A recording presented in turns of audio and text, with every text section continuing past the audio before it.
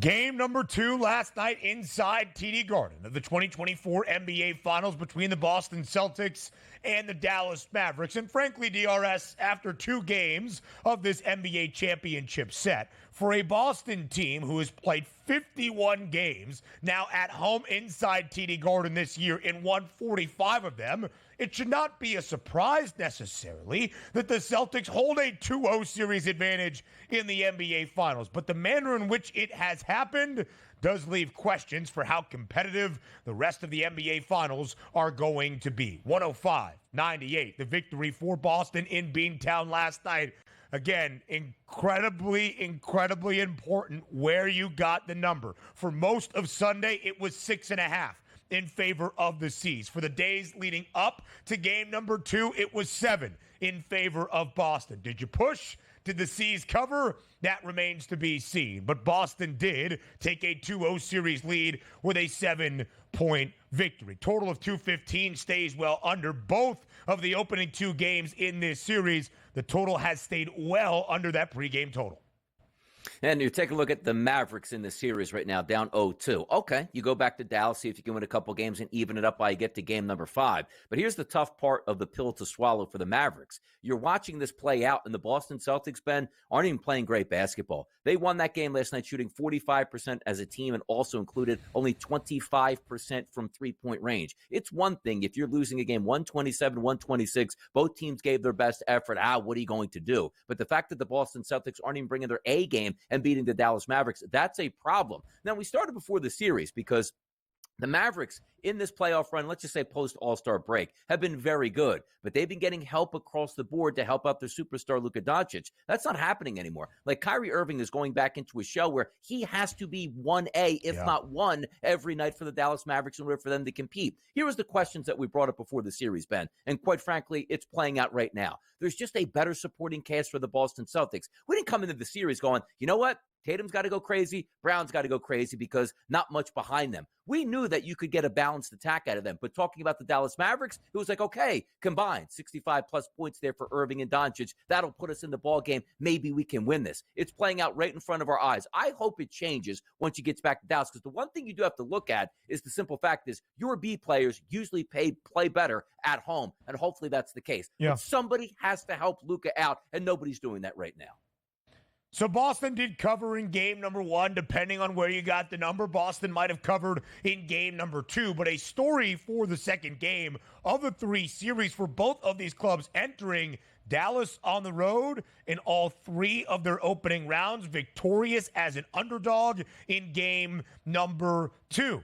Boston had dropped 2 of the 3 previous game 2s as a home favorite against the Heat, and the Cavaliers did cover in the Eastern Conference Finals against Indiana. That story not really a part of the narrative last night. Very competitive opening half between the Celtics and the Mavs. No more than a 4-point lead on either side throughout that second quarter, but then Boston started to pull away. You've probably seen the clip of the chase down block from Derek White. Was it clean? Did he get the right hand of P.J. Washington? About a minute remaining with the Mavs down 5, starting to cut back into the double-digit lead for the C's.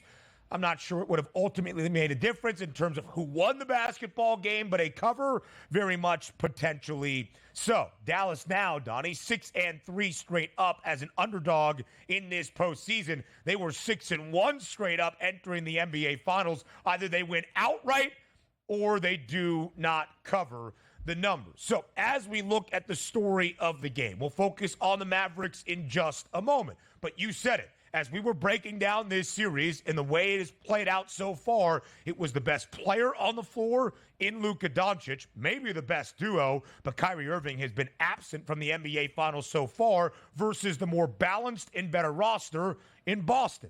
And we have seen that in each of the opening 2 games of the NBA Finals. Kristaps Porzingis, in his first game since the end of April, sensational off the bench in game number 1. It wasn't Jason Tatum. It wasn't Jaylen Brown. It was Drew, one of the other Jays, Drew Holiday, for Boston last night. 26 points, 11 of 14 from the floor. Incredibly efficient, and 11 rebounds. He was Boston's leading scorer in game number 2. Again, that depth That balance, that was the key for Boston in game 2.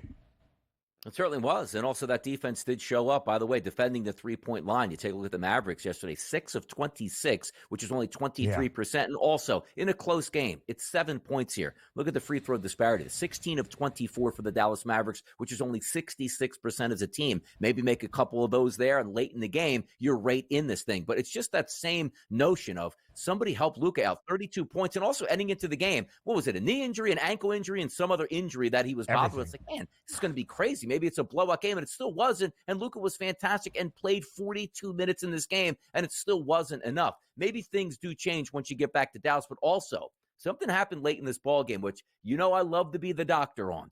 You saw Kristaps Porzingis maybe about midway through the fourth quarter, tweak that calf, comes up. Nope. You're not going to keep me out of game number 3. That's something to keep an eye on at this point here, because when that calf injury is going to flare up, how effective can he be? And he was effective once again last night. And I'm not saying it would even be a series shifting move if he wasn't able to, let's just say, play in games 3 and 4 and waits till game number 5. But that's another guy down that was playing good basketball. It's just on the Mavericks to show up in one of these games. Outside of Luka Doncic, somebody give me something that we can rely on. We'll see if that happens coming up next. But a 2-0 series lead for the Boston Celtics, Ben, as you pointed out.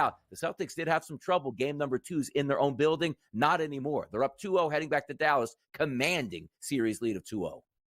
With the closing numbers, 6.5 points in favor of the Celtics in each of the first 2 games, Boston has not only held serve on its home floor, the Celtics have covered on their home floor as well. 9-7 against the spread now as a favorite in all 16 playoff games for Boston. 6-4 against the number, and 8-2 straight up at home throughout this tremendous playoff run. We'll talk about the Jays, that being Jason Tatum and Jaylen Brown on the other side. And if anybody can truly help Luka Doncic, that's you, Kyrie Irving, in a place where you said it wasn't as hostile as you expected it to be inside Beantown. We'll continue the conversation around the NBA Finals up next.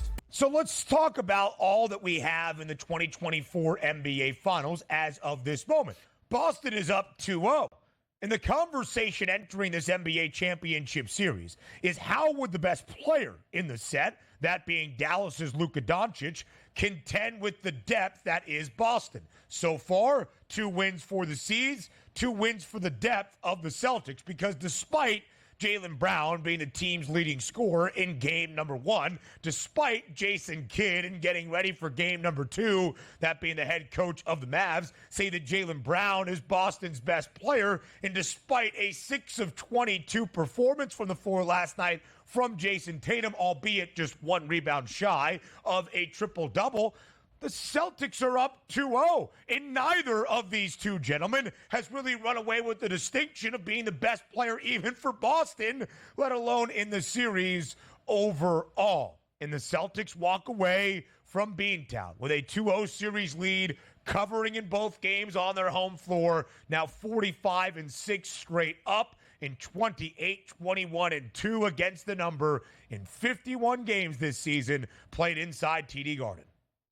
And that's the tough part here. And that's why the Mavericks really need an unbelievable performance in game number 3 from somebody outside of Luka Doncic. If you're entering into the series, and I like to just take a look at box scores here. And if I told you, hey, by the way, 2 superstars for Boston, they played okay for the first 2 games. Luka was putting up major stats here. Oh, they probably got away with at least one of those victories, and back to Dallas you head. And that's not the case. They're down 0-2, which is a tough pill to swallow, because it would be one thing if you showed up in Boston and Luka was underperforming. 17 points, 6 rebounds, 5 assists, and hobbling around. Well, what do you want him to do? They're not going to win unless he has big-time performances. As you pointed out, another 30-point triple-double, and it didn't equate to a victory here. Somebody has to step up and match Luka, because here's what we know. Luka, Ben, is probably going to play well for the rest of the series. But you know what we're waiting on?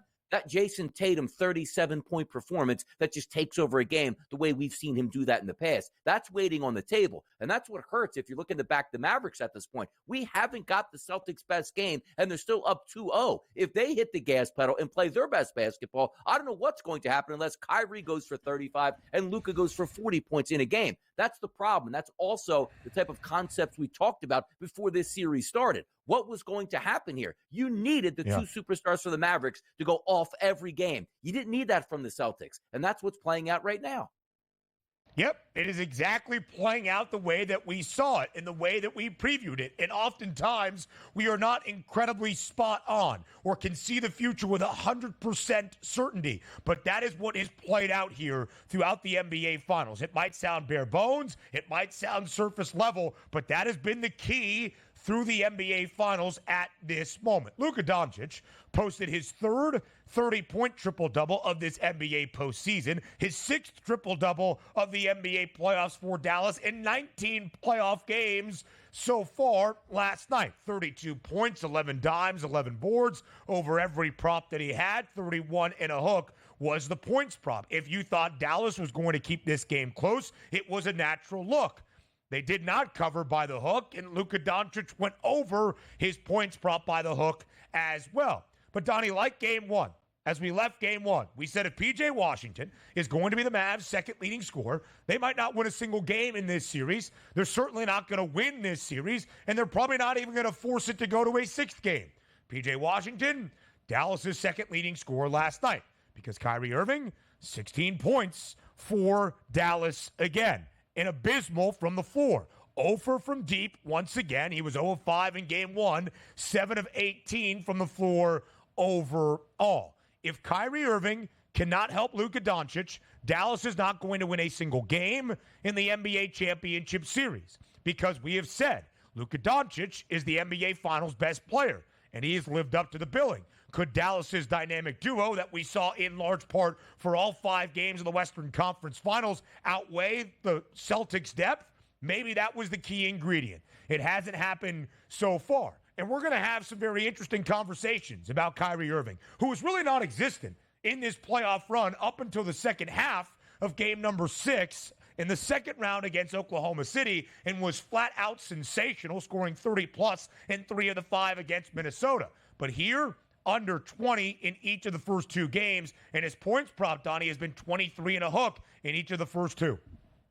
Yeah, Jason Kidd's got to come up with some concepts here. They're going to be able to get him going early, because we've seen that before. Kyrie Irving wants to take over early. He can do that. He's going to need that. And by the way, game 3, it's the series. That goes to the Celtics. Just turn it off. It's a wrap on this point. Let's see if we can get an extended series, which we anticipated before this series even began. So let's look at those series odds and the outlook now up next. So what does the rest of the 2024 NBA Finals have in store for us? Is it going to be another easy series for the Boston Celtics, or will the return to Dallas light a fire under the Mavs where it needs to, as they are in an 0-2 hole returning to Texas? DRS at this moment. Boston entered the NBA Finals this season as a minus 225 favorite to win their 18th Larry O'Brien trophy in franchise history. Now a number that we were often accustomed to seeing for Boston throughout this playoff run. A 4-digit price with a minus in front to win a series. Now just 2 wins away from number 18, their 18th NBA championship at minus 1,000. Boston to cover 2.5 games is minus 152. And now the shortest price in terms of how many games this series goes is 5. A gentleman's sweep once again for the Celtics. That would be 3 of their 4 postseason series wrapped up in only 5 games, with the other one being a clean sweep in 4. Will it be easy once again for the C's? I mean, it looks like it. It really does. And also, if you're looking at today, if you would have told me before the series started, and I had no idea how the first 2 games played out, I knew the final scores, but didn't know who was doing what, if there's any injuries possible. And you told me, hey, by the way, Celtics are going to go up 2-0 before they head back to Dallas. Series is a wrap. And that's usually what it is. The odds are going to say that. And also, this weren't 2 upsets here to start the series.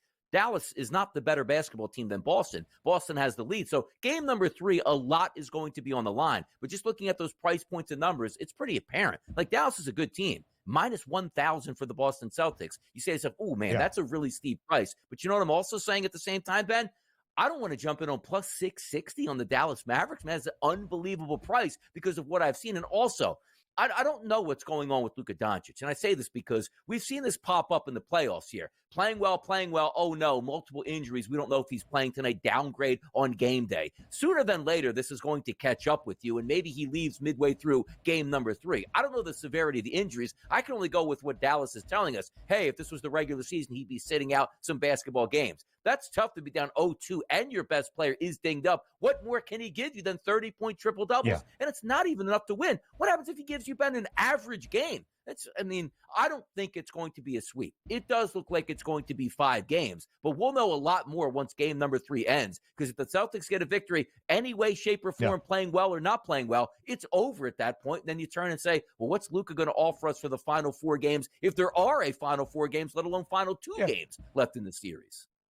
And Donnie, we talked about this on Friday morning, following game 1 on Thursday night. It was just 1 game, but it was a dominant win for Boston, of course, winning by 18 points. So the shortest number for this series entering game number 2 was the C's in 5 at plus 240. It is still the same story in terms of what the most likely outcome is.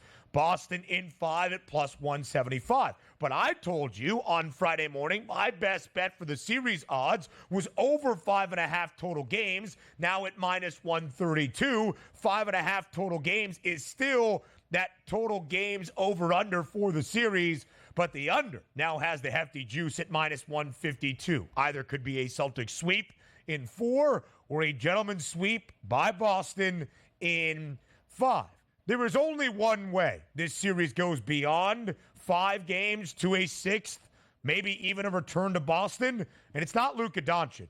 It's Kyrie Irving, who has been flat out abysmal. Maybe flat out is what Kyrie enjoys more than anything, but he has been atrocious in this series. The efficiency numbers have been dreadful. The output has been dreadful. His points prop in game number 1, 23.5. He stayed well under. His points prop for game number 2, expecting a resilient effort, stayed at 23.5. He finished with 16. He is 0 of 8 from deep, and the second leading scorer for Dallas in the NBA Finals has been P.J. Washington. If Luka Doncic did not get back into the locker room last night and cuss everybody out in Slovenian, then there is no hope for the Mavericks remaining in the 2024 NBA Finals. Yeah, and by the way, you are setting up this game number 3, and we've seen massive favorites here in games 1 and 2 by the Boston Celtics. That's not the case, as we see Dallas as a favorite at home the way it should be, because you are looking at the Dallas Mavericks understanding if they don't win game 3, the series and their season is just all but over. Yep. If you win game number 3, you are back in the series with another game on your home court to even it up before you get back to game number 5. But we just need to see a lot more, and I'd still preface this, but it's not as if, again, Boston is playing great basketball and say, man, maybe getting them out of their building, we should be able to take them down. We're still waiting on that A performance by Boston where they drop 125 points and everybody is kicking in. But also keep this in mind.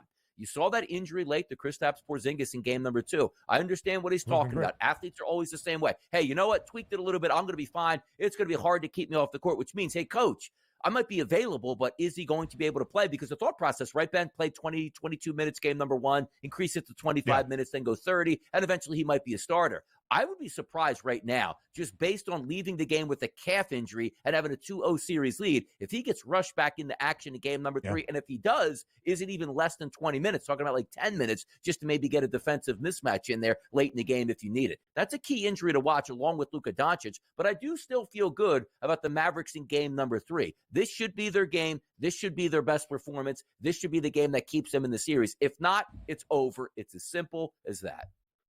No doubt about it. 1.5 point spread for game number 3, minus 122 on the money line. There is your bet. A couple of days off. Wednesday, 8:30 p.m. Eastern time is tip in game number 3. To your point about Kristaps Porzingis, 20 points, of course, in game number 1. Sensational in his first action in nearly a month and a half since the end of April in game 4 of the opening round set against Miami. 12 points last night. And an incredibly hot start once again in the opening stanza for Boston. Plus minus of 12 for KP off the bench as well. And one thing has really played out in this series. What is the great equalizer for an underdog to win a game, to cover a number? The three-point shot. Dallas in game 1, 7 of 27. Dallas in game 2, 6 of 26. Boston has not been great on the other side. In game number 1, Donnie, 42 attempted threes. Boston only made 16. Last night, 39 attempted deep balls. They only made 10. They have not shot it well, but the efficiency numbers at which Boston operates at and just the output they have from three, it's been such a decisive advantage for the Celtics. There was a legitimate chance, I think many here on this network and across all of the NBA believe that Dallas could actually win the NBA championship. Not just get to 6 games or 7, but actually win. I don't really feel that it's capable for the Mavericks at this moment. You mentioned the plus 660 price. Is there any belief the Mavericks can win the NBA title? No, I don't have any belief in that. And again, we're not flip-flopping back and forth. Like before the series started, we thought it was going to be the Boston Celtics. And nobody is unbelievably surprised that Boston won the first 2 games at home, securing home court advantage. But the fact of the matter is we expected great performances out of Boston in game 1 and game 2. They didn't have that, and they still won those games. That's why it seems like it's a little bit more daunting. And again, just going back, if the games, technically, let's just say game 2 was close, but it felt like the Celtics were in control of that entire game after the first quarter, and they were. Now it's up to the changes to be made by the coaching staff, which includes Jason Kidd, to sort of get Kyrie going. Because you know what I want to see in game number 3? I don't need to see Luka with 13 points again in the first quarter. I don't need that. I need to see Kyrie Irving with 7 points in the first quarter, 3 rebounds, and 2 assists, and being aggressive, and getting to the free throw line, and watching that first 3-point shot go down here. That's what I need to see. So if I'm a betting man right now, and I say, forget about the series itself, I'm betting Kyrie Irving in the first quarter of game number 3. Because if he shows up, we got a game. If he doesn't, Celtics 3-0, end the series. The Celtics have played 6 road games throughout this postseason. They're a perfect 6-0 straight up. I don't really think there's a conversation about who wins the NBA championship. I don't think Dallas can win 4 of the next 5. The Celtics get banner number 18. Who's going to win NBA Finals MVP? At this point, is it Drew Holiday? Is it Jaylen Brown? Jason Tatum still the favorite? Yeah. What in the world? We'll talk about that later.